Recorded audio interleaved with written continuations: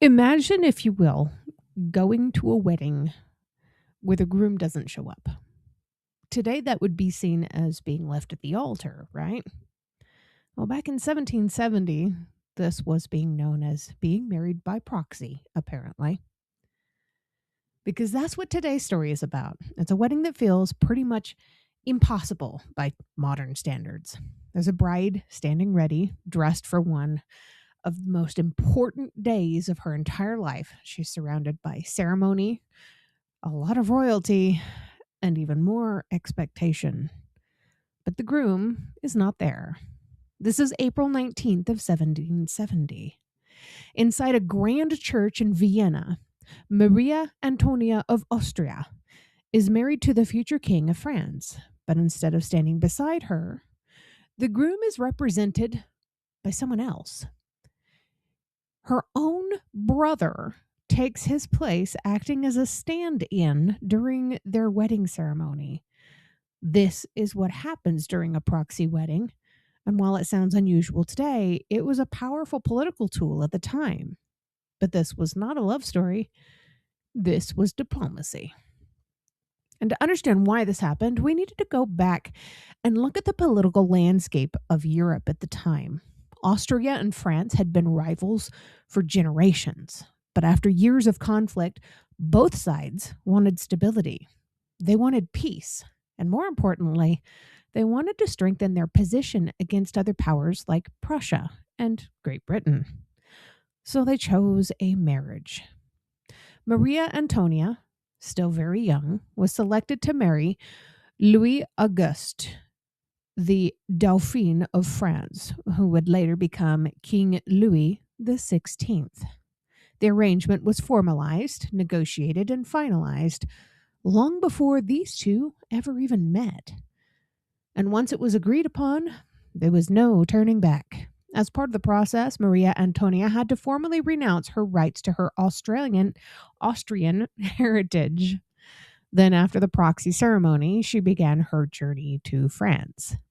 This was not just a physical journey across land, though. This was a complete transformation of her identity. When she reached the French border, something symbolic and deeply personal took place. She was required to give up everything Austrian. She had to give up her clothes, her possessions, even the small items that connected her to her past. Maria Antonia even had to give up her name, not just in the modern standard way where a lot of women choose to adopt their husband's last name as their own when they get married. She gave up her entire name. She was no longer Maria Antonia. She stepped into a new life as Marie Antoinette, a new name for a new role. When she finally met her husband near the forest of Compiègne, the reality of her situation became clear. These two were two young people brought together not by choice, but by everyone else's expectations. Soon after, they were married again in an official ceremony at the Palace of Versailles, surrounded by luxury and tradition and the weight of an entire nation watching them. The celebrations were grand and the rituals were elaborate, and everything appeared to be exactly as it should be for this young couple. What a beautiful day it was. But beneath the surface, things were quite a bit more complicated. They didn't know each other. These two were strangers. The marriage, which was meant to symbolize unity between two powerful but warring nations, struggled in a way that I guess no one had anticipated, but they should have seen coming. For years, the relationship remained unconsummated. In a royal court where image and perception mattered deeply, this became more than just a private issue. It became a public concern, and whispers spread through Versailles. Speculation grew. Reputations began to suffer. For a union designed to protect strength and stability, this was a quiet but growing problem that no amount of ceremony was going to hide. And that was only part of the challenge. Marie Antoinette also had to navigate the politics of French court, which could be as dangerous as any battlefield and as different as night and day from where she'd come from. One of the most significant tensions involved Madame du Barry, the influential mistress of King Louis XV.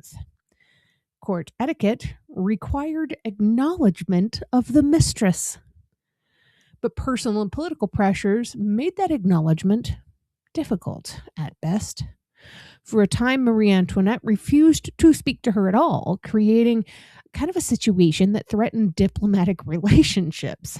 Eventually, under pressure from her mother and advisors, she delivered a single carefully measured sentence to satisfy expectations, and it was enough.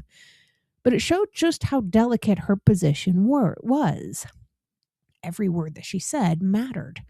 Every action was watched. And after the death of King Louis XV, the new king, her husband, King Louis XVI, removed Madame du Barry from court, which aligned with Marie Antoinette's preferences. But by then, the young queen had already learned an important lesson. Versailles was not just a palace. Versailles was a stage, and every moment was part of a performance. This marriage, which began with a stand-in groom and a ceremony built on political necessity, would go on to become one of the most famous and tragic unions in history. It started as a strategy to bring peace between nations, but it placed an enormous amount of pressure on two individuals who were still growing into their roles and really into themselves. They were just children. And that raises an important question. How much of history is shaped by decisions made that are far above the people who have to live through the decisions that are then made? So I want to hear from you. Do you think this marriage ever had a real chance to succeed, especially knowing what we know now about Louis XVI and Marie Antoinette's end? Or was it destined to struggle from the very beginning because it was built on politics rather than any kind of personal connection? It was common back then. That doesn't make it right.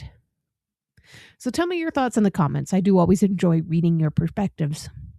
And if you enjoy reading stories like this, make sure you follow the Facebook page and subscribe to History Happens podcast so you never miss an episode.